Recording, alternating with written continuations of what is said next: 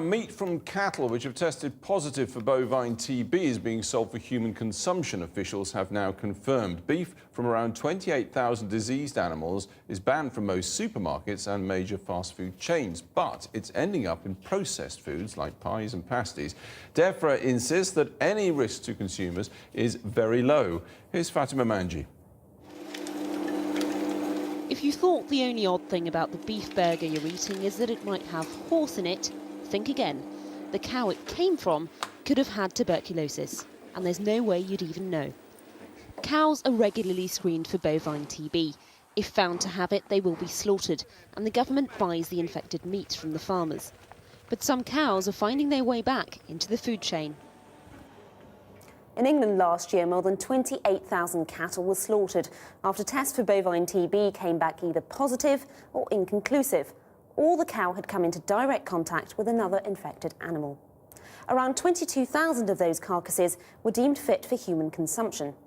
Meat is passed by visual inspection. Even if bovine TB is found, provided there's no more than one area of infection, the meat can be resold, with the infected area simply cut out. Labour and Tory governments have allowed the TB meat trade to grow and grow over the last decade, from a few thousand cows to nearly 30,000 cows a year now going into the food chain. At a time we've actually seen significant rise in TB rates in the UK as well. And there can be a small number, there's no doubt about it, that could be contracting TB from eating meat or dairy foods. And that's something that really should concern the public.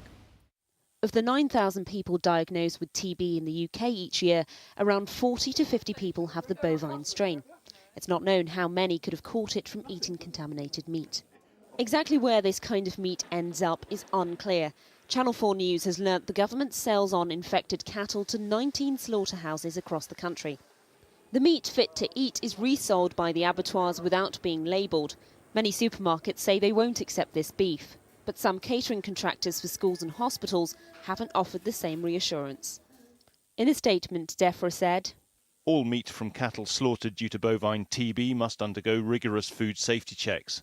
The Food Standard Agency has confirmed there are no known cases where TB has been transmitted through eating meat. The risk of infection remains extremely low."